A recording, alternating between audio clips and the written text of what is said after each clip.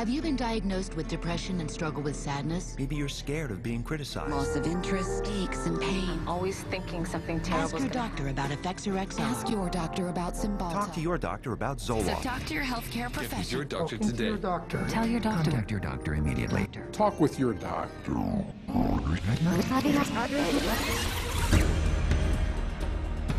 Il y a plus de 40 ans, des psychiatres de renom se sont réunis à Porto Rico pour planifier le futur.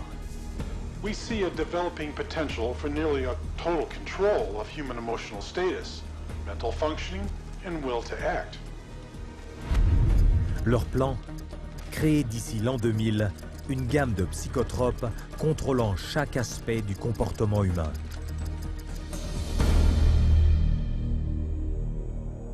I was diagnosed with depression and put on Paxil. ADD, and I was prescribed Ritalin. General anxiety disorder, prescribed Zoloft. Bipolar disorder, and I take lithium. PTSD, Zoloft. I was on Paxil. When they placed me on Zoloft. They gave me Adderall. I was prescribed Siptamil, Tegretol, Lexapro, Depakote, Stelazine, Adderall, Concerta, Orazine, Prozac, Lorazepam, Effexor, Clonazepam, Ritalin, dexamphetamine, Paxil, Cylert, Prozac, Adderall, Elavil, Depakote, Wellbutrin, Seroquel, etc., etc.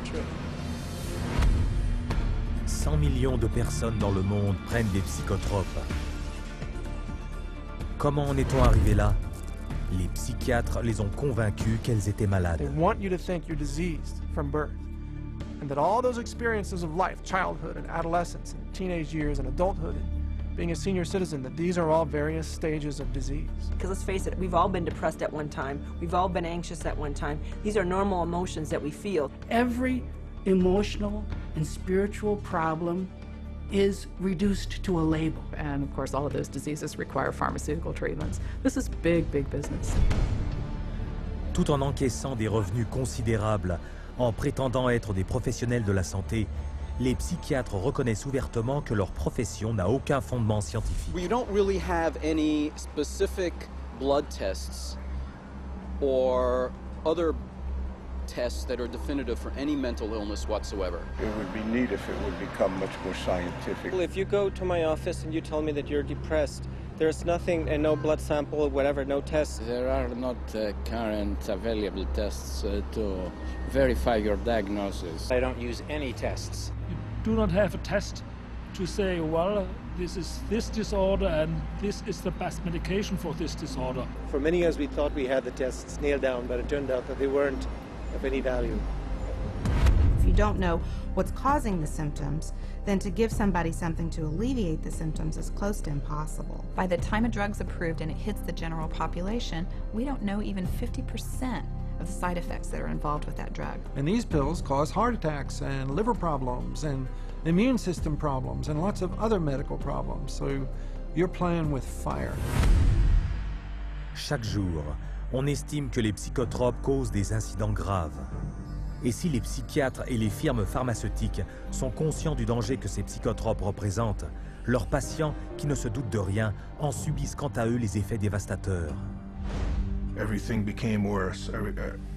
Each mood swing was worse. He would have chronic headaches, chronic, nausea, not feeling good. She was very agitated, very, very jumpy. She was having horrible hallucinations. Her personality was disintegrating. Once he started on that drug, the cloud just stayed over him and stayed over him and stayed over him. It got darker and darker. He thought there wasn't anything worth living to kill himself. That was not Matthew. That was the drugs. At least I would like to have said, I love you. I didn't get a chance to do that. Non seulement les psychotropes mettent en danger chaque jour des millions d'individus, mais ils tuent chaque mois près de 3000 personnes. Mais les pertes humaines n'auraient jamais été aussi élevées si les psychiatres n'avaient pas travaillé main dans la main avec les firmes pharmaceutiques pour promouvoir leurs médicaments auprès de médecins dans le monde entier. Aujourd'hui, 70% des psychotropes sont prescrits par des médecins généralistes. Comment en est-on arrivé là? Une question de marketing. It's about creating a good story that uses science, that convinces a physician to think about writing a prescription. This is not science. This is incredibly effective marketing. It has nothing to do with science. They use what I call statistical contortionism. Basically just skew the numbers, make everything look fantastic, you hide the bad numbers. They're learning every trick in the book. They're evolving into efficient marketing machines, and it's working. There's definitely an unholy alliance between psychiatry and pharmaceutical sales.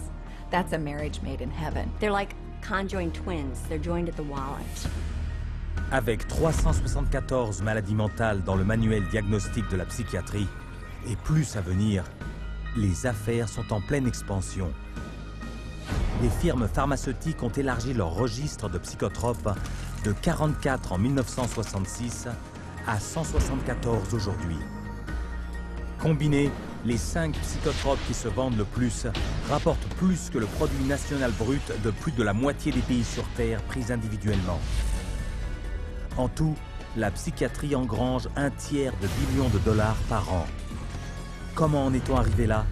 C'est une histoire de tromperie qui peut être difficile à croire, mais qu'il est fatal d'ignorer.